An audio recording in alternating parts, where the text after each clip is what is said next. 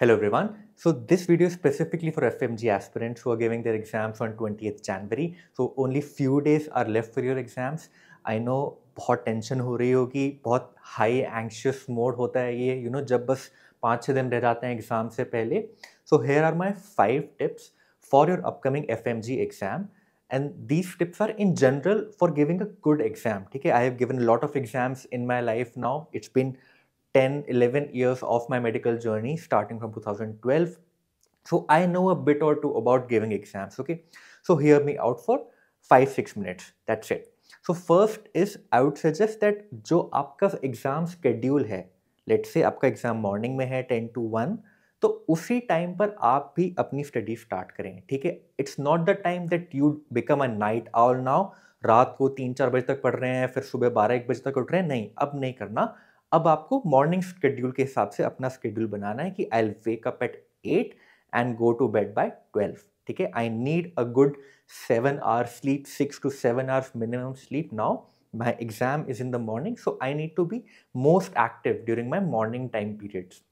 So अभी अपना study schedule morning exam के टाइम्स की तरफ से बनाओ कि जो 3 आवर का वन टाइम सिटिंग है, मुझे एक स्टडी सिटिंग 3 आवर्स की करनी है in the morning.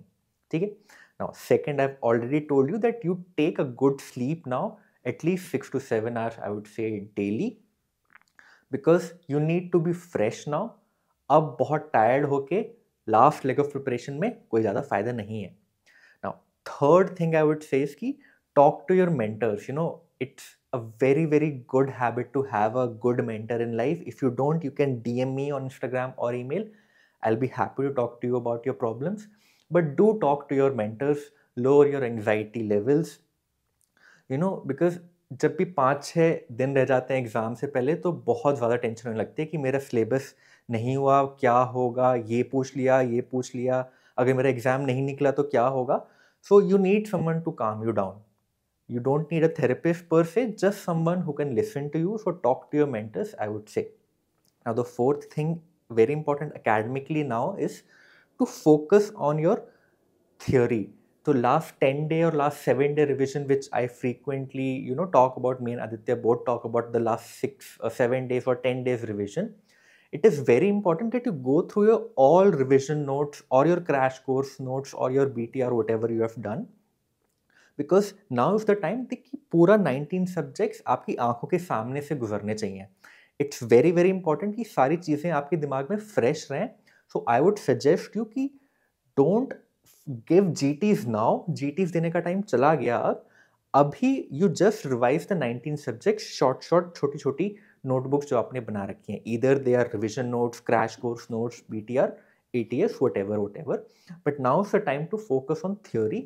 Just go through these notes, and if you want to solve any questions, do PYQs. PYQs should be at your fingertips at this moment. ठीक है, अगर आपने PYQs कर रखे हैं तो बार बार मत पढ़ो. ठीक है, टाइम वेस्ट ही होगा उससे. एक बार PYQ से चल जाता है पता कि इसका ये आंसर है, ये मेरा गलत नहीं होना चाहिए. But PYQs at least 4 years FMG, so that makes 8 papers of FMGs. These should be at your fingertips, and 3 years of NEET PG, I would say. ठीक है, NEET PG and FMG दोनों के PYQs करने हैं आपको. And fifth and finally I would say कि don't make this exam bigger than your life. ठीक है, don't over emphasize on this exam and make it your whole life. It will swallow you. This anxiety will swallow you. नहीं कुछ कर पाओगे.